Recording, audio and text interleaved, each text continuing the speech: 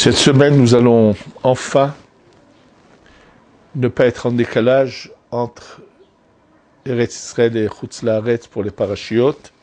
Nous, en Eretz Israël, nous allons lire Bechukotai. Et en Chutz La'aretz, on va être lu Behar et Bechukotai, les deux parachiotes à la fois. Donc le décalage va être remis à sa place. On va parler des deux parachiotes.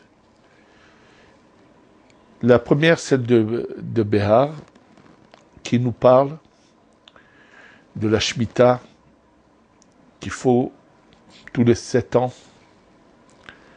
pendant une année, s'arrêter de travailler sa terre, et qu'après 7 Shemitot, il y a la 50e année qui est le Yovel. C'est-à-dire que dans la 7e Shemitah, il va y avoir 2 ans d'affilée d'arrêt du travail. Pensez que la raison pour laquelle la Torah a demandé qu'on arrête de travailler la terre pendant 1 an pour que la terre donne de meilleurs produits, on est complètement à côté, c'est faux, et c'est pas de ça que la Torah nous parle. D'abord, nous savons clairement aujourd'hui, dans plusieurs pays, où on travaille de manière constante la terre, il y a des années où il y a de très bonnes récoltes, il y a des années où il y a de moins bonnes récoltes. Et ensuite, en quoi ça nous expliquerait pourquoi fallait-il que la 49e et la 50e année, pendant 2 ans, on va s'arrêter de travailler. Et d'autant plus que nous voyons clairement que celui qui veut respecter la Shemitah, mais qui a un manque de Emouna, il va se passer un miracle, que la 6e année, sa terre va donner la quantité de 3 ans. Donc c'est sûr que la Torah ne veut pas faire allusion à cela. Et dans le fond, essayer de comprendre le sens de cette année sabbatique. De la même manière que nous avons le Shabbat, avec les jours de semaine, pareil dans la Shemitah. Et on va essayer également de comprendre cette comparaison que fait la Gemara dans Masechet Sanhedrin, page 97, 97, pardon, page 97, oui, Tzadisaïd, la Gemara dit que la longueur des années du monde se compare à la Shemitah. C'est-à-dire qu'on est en fin d'un cycle on arrive à la fin des 6000 ans, et qu'après, pendant 1000 ans, il se passe quelque chose. C'est le terme de la Gemara. Et que le monde est renouvelé après 7000 ans. Et dit Rachid, pour construire un nouveau monde. Donc tout ça nécessite compréhension. Et je pense que pour expliquer tout cela, on va passer à Parashat Bechukotai, qui est juste après. Et dans la Parashat Bechukotai, on a l'air d'entendre que Dieu préserve des malédictions à l'encontre de celui qui n'applique pas la Torah. Et ce serait inimaginable de penser un instant que Akadosh Baruch Hu a envie de punir, de frapper celui qui ne l'écoute pas. Voir ces paroles de la Torah de cette manière, c'est faux. Et juste après cette histoire de ces paroles dures qui sont dans la Torah, où on nous dit « mais je ne vous abandonnerai pas », on nous parle d'un autre sujet qui n'existe plus aujourd'hui, où les gens, des fois, donnaient leur valeur, la valeur de leur corps, en offrande au Hekdesh, à la sainteté. Le Arachin, qui était de donner la valeur. Alors, c'était un enfant de tel âge, il a telle valeur, une femme, c'est telle valeur, un homme, c'est... Qu'est-ce que ça signifie? En fait, ce qui est le grand malheur, le vrai malheur, c'est que les gens oublient l'essentiel. Je me rappelle à chaque fois que Rabbi Moshe Chaim Lotzato, plus connu sous le nom du Ramchal, qui a eu une vie assez courte, puisqu'à l'âge de 40 ans, il a quitté ce monde. Mais qu'est-ce qu'il a fait pendant ces années-là?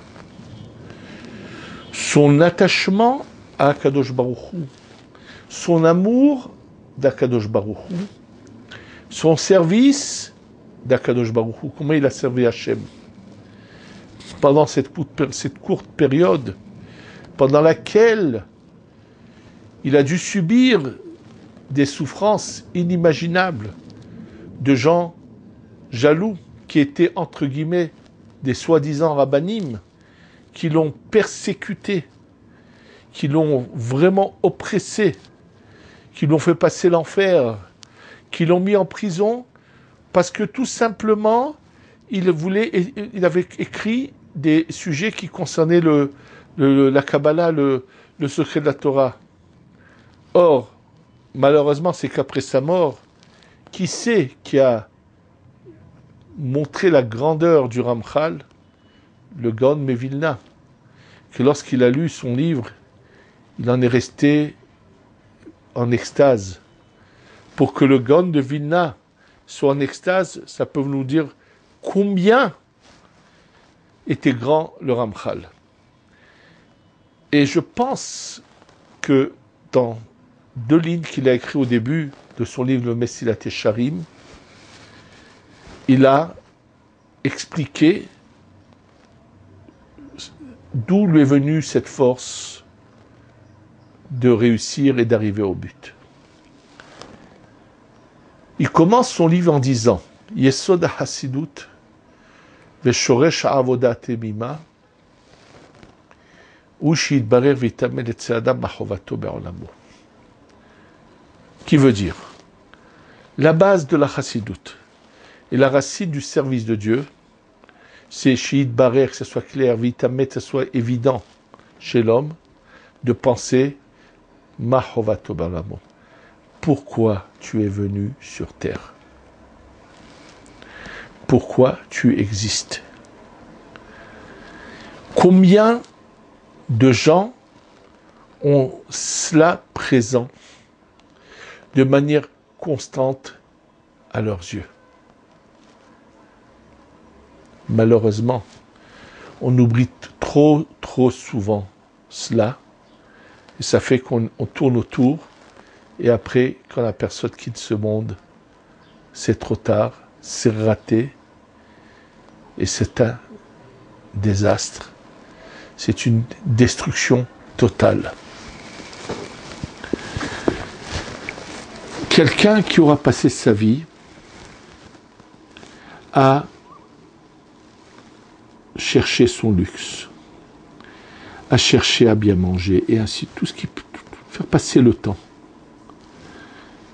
Il faut le savoir, le jour où le corps de cette personne est mis en terre, c'est là que commencent les problèmes et les ennuis. Déjà, l'âme se compose de plusieurs parties, et la partie la plus basse qui est attachée au corps doit se séparer de ce corps. Bien qu'on le voit apparemment sans vie, mais il y a une partie de l'âme qui est encore là présente, qui doit quitter ce corps. Mais elle ne peut quitter ce corps facilement que si la personne a su changer sa matière en faisant dominer la lumière d'Hachem sur sa matière.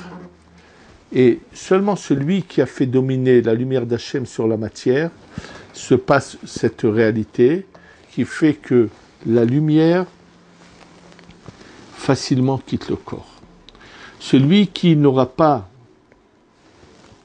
fait à cela toute sa vie, la lumière ne veut pas quitter le corps. Elle n'arrive pas à se séparer, elle est comme emprisonnée. Et il y a des anges qui demandent, dès que le corps est recouvert, lui demandent comment il s'appelle. Il ne lui demande pas le nom qu'il avait de son vivant, pas du tout. Il demande tout simplement le nom de sa neshama. Et il y a une ségoula, un moyen d'avoir la facilité de se rappeler de ce nom. Je vais expliquer ce que ça veut dire qu'il lui demande ce nom. C'est de dire un verset à la fin de la Shmona Esrei de la Abida qui commence par la première lettre du nom et par la dernière. Je vais vous donner un exemple. Mon nom c'est David, qui commence par un dalet et se termine par un dalet. Donc il y a un pasouk, Dirshu Adonai ve'auzo, Bakeshu Panav Tamid. Alors ce pasouk commence par Dirshu Dalet, se termine par Tamid, un dalet. Donc il y a des psukim.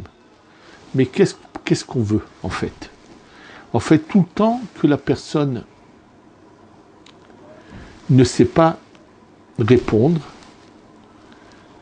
elle va commencer à passer un calvaire qui s'appelle le Hibout HaKever, la bastonnade de l'endroit où elle est enterrée. Le Kever, c'est la tombe. La bastonnade de la tombe. Hibout, le Habot, c'est frapper. C'est-à-dire que là, des anges vont commencer, il va y avoir des souffrances terribles que pour séparer cette partie de l'âme du corps. Et bien sûr, la question est juste que s'il sait répondre, c'est que cette partie de l'âme s'est séparée du corps, donc le nom sort de cette partie de l'âme. Et tout le temps qu'il n'y a pas de réponse, c'est qu'il est emprisonné. Lorsque Rabbi Yehuda Fetaya a fait le tikkun de celui qui s'est fait passer pour un faux messie, le Shabbatai Tzvi.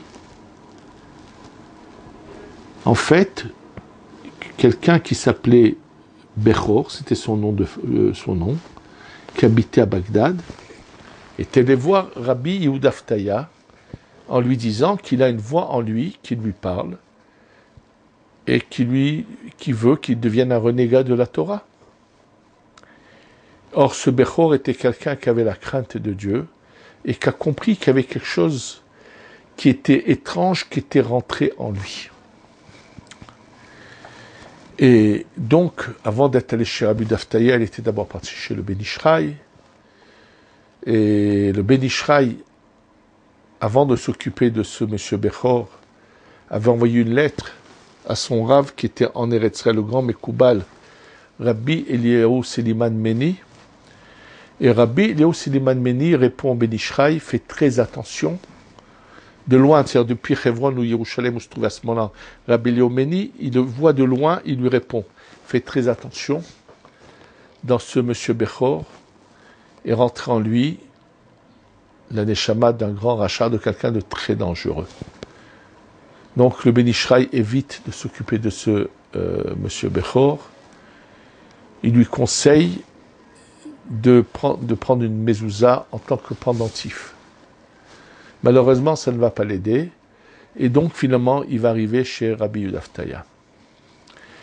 Et Rabbi Yehuda Fetaya, par sa force, il l'a fait. Il avait appris des choses qui permettaient d'obliger le dibouk qui est dans la personne de parler, oblige à parler, et il découvre que dans ce monsieur Bechor se trouve celui qui malheureusement a trébuché et a fait beaucoup trébucher de gens après lui, Shabbatai Tzvi. Et une des choses que va lui dire Shabbatai Tzvi, que malheureusement, comme il a dégringolé de très très haut et qu'il a tellement fait fauter, normalement, cette bastonnade qu'on pourrait appeler du kever, cette souffrance de la tombe, normalement peut durer jusqu'à 3 jours. Et Shabbatai Tzvi dit à Rabbi Daftaya que lorsqu'il est mort, ça a duré chez lui, écoutez bien, 12 ans. C'est-à-dire que pendant 12 ans d'affilée, il va subir un enfer terrible sans être encore jugé. Qu'après 12 ans de souffrance dans la tombe, enfin son nefesh va au Beddin, au tribunal céleste. Et bien sûr, Rabbi Yehuda Aftaya va l'aider. Tout ce qui s'est passé est bien sûr dirigé de là-haut. C'est-à-dire que là-haut, on a considéré qu'il y avait des circonstances atténuantes dont que Dieu a tenu compte et a fait en sorte que ce monsieur Bechor vienne chez Rabbi Yehuda Aftaya, qui va finalement faire un tikkun à cette neshama de Shabbat Haitzvi et l'aider à entrer au Gan Eden. Que n'oublions pas qu'il avait étudié la Torah, qu'il était arrivé à un très très très haut niveau. Un niveau qui n'existe pas dans nos générations. Mais malheureusement, étant donné qu'il avait été conçu par une mère qui n'avait pas respecté ses parents, je peux dire ce que dans sa mère, qui n'avait pas respecté les lois de Nida, ils l'ont conçu dans l'impureté, a provoqué qu'il avait une faiblesse. Et malheureusement, lorsqu'un jour, une voisine mariée va le provoquer, va lui tourner autour jusqu'à le faire trébucher, lorsqu'il va trébucher, il va dégringoler. La différence, c'est qu'avec d'autres individus, c'est que lui, avant cela, a fait la Torah, les mitzvot, a étudié. Il y avait un acquis, quelque chose qu'il avait acquis par son labeur. Il a bien sûr subi, avant d'arriver chez Rabbi Yehuda Aftaya, après ses 12 ans de souffrance de la tombe, et qu'il est jugé, qu'est-ce qu'il ne va pas subir comme souffrance, comme punition? Ça a duré, je pense, je crois qu'il a vécu à peu près 200 ans au moins avant Rabbi Yehuda Aftaya, d'après mes souvenirs. Et tout ce temps-là, il souffre. Et finalement, là-haut, il n'y a qu'un seul qui le sait, c'est Akadosh Baruch Hu, va faire qu'il ait enfin un tikkun. Malheureusement, il y en a qui n'ont même pas cette chance, et que de toutes les façons, à quoi ça servirait de les emmener auprès d'un tzaddik qui fasse un tikkun à leur neshama, si de toutes les façons, ils n'ont rien fait de bon toute leur vie. Alors, que va-t-il se passer après eux, avec eux là-haut? En fait, souvent, qu'est-ce qui fait ouvrir les yeux aux gens et leur rappeler la réalité, qui sont sur Terre que pour une période et que c'est un transit pour arriver à l'étape au-dessus? Souvent, les anses font oublier aux gens la réalité, le but de la création de la vie. Et malheureusement, souvent c'est que la souffrance, l'amertume dans la vie qui réveille beaucoup de gens et les rapproche d'Hachem.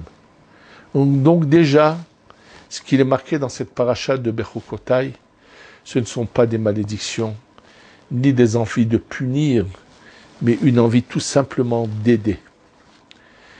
Un père qui veut que son fils ne soit pas un voleur toute sa vie. Quand il voit qu'il a une tendance au vol, il va devoir des fois utiliser la punition. Montrer à son fils combien ça fait mal et pour qu'il soit finalement préservé de retomber dans cette erreur du vol. Si je parle du vol, comme on parlait de toutes les autres erreurs. Hachem, c'est notre papa.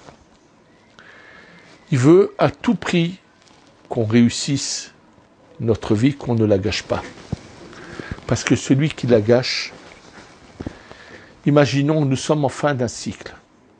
Je vous ai dit que la Gemara parlait, on va revenir au Shmitot et on va le comprendre.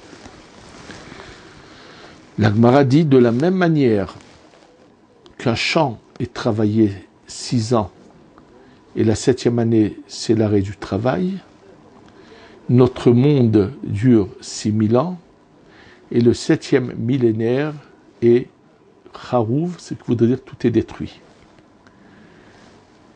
Ça veut dire quoi? Ça veut dire que tout simplement, dans ce que nous étudions dans la Torah, au début de la Torah, que le soleil, la lune, le 4e jour apparaissent, beaucoup se trompent et pensent qu'il s'agit de la création du soleil, de la lune et des étoiles. C'est faux.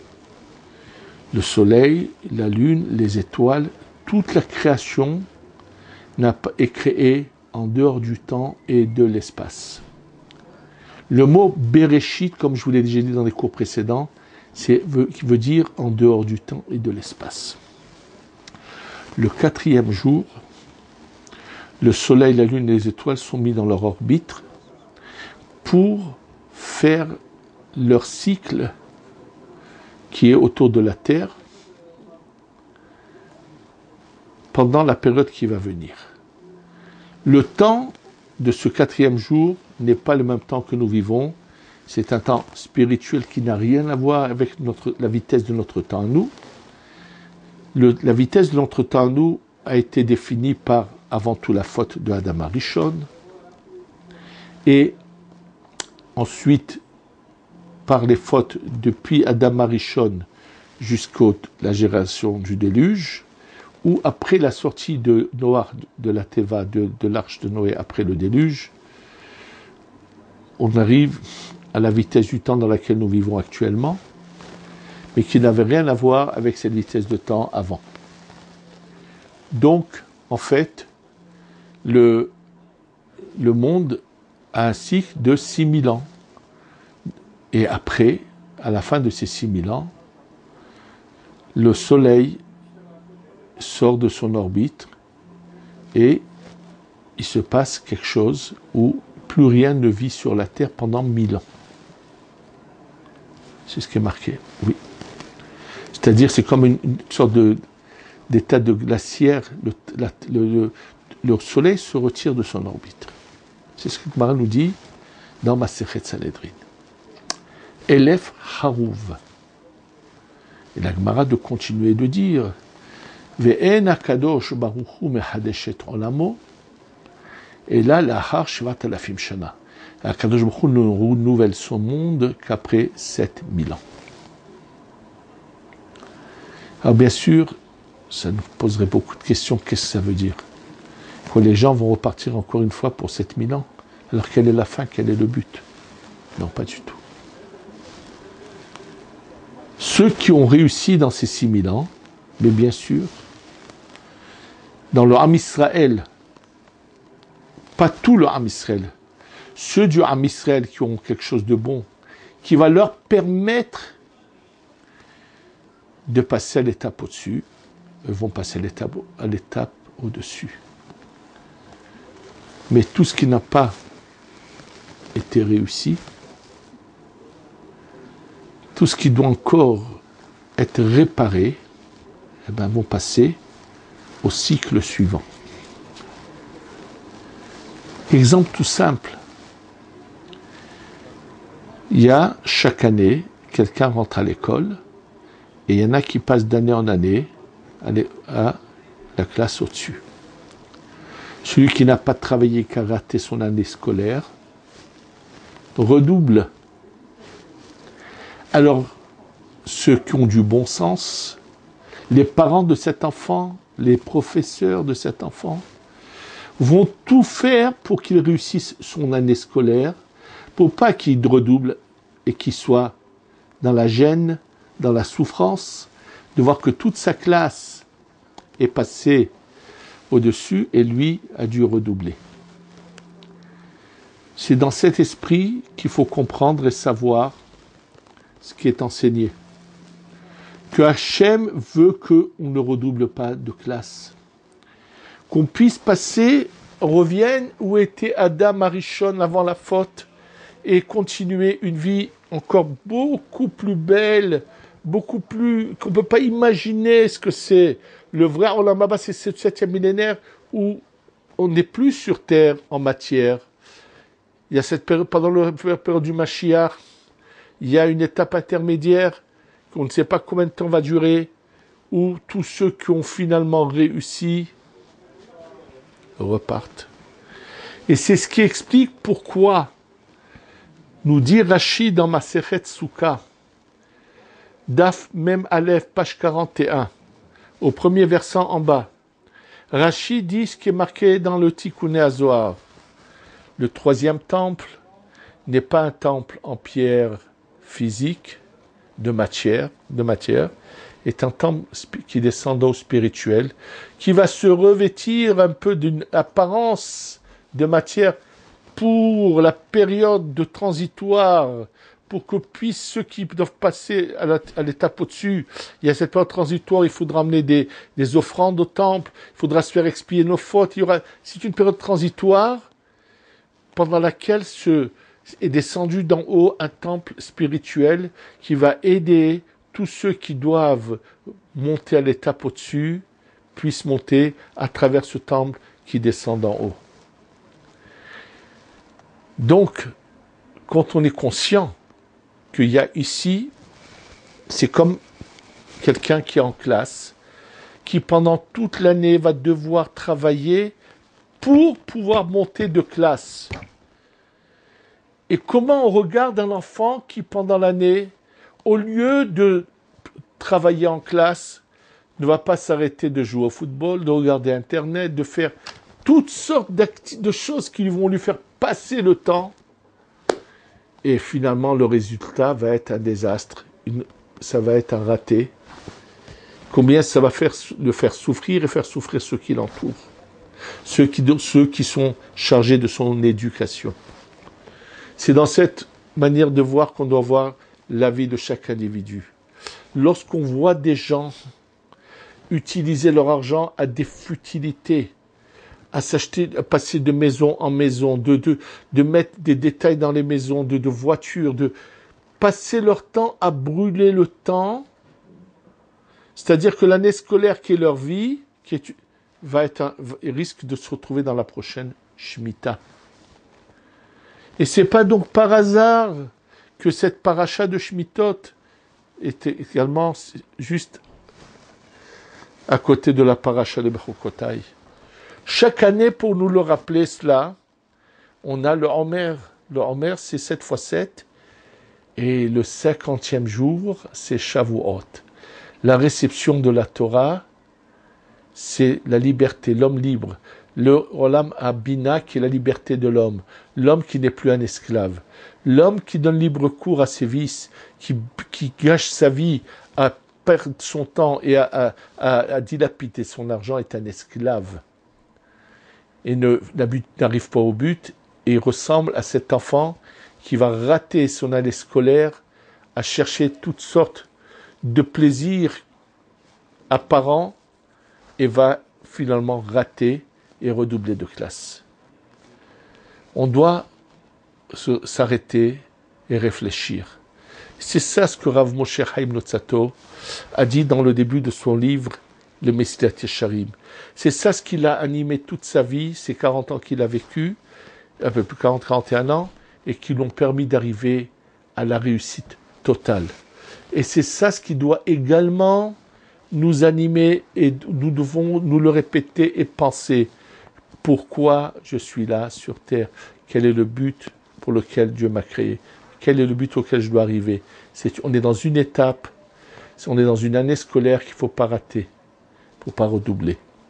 Et si on en prend conscience, alors ça nous donnera la force d'arrêter de faire le contraire de la Torah, d'arrêter de faire des erreurs et d'arrêter d'aller des bêtises à chercher à faire à toutes sortes d'actions animales, d'attitudes non morales et chercher comment je fais pour arriver au but, pour pas rater mon année scolaire.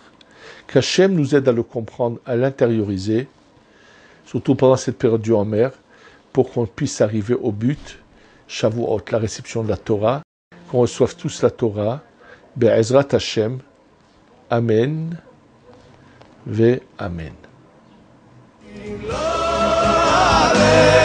יש ירושלים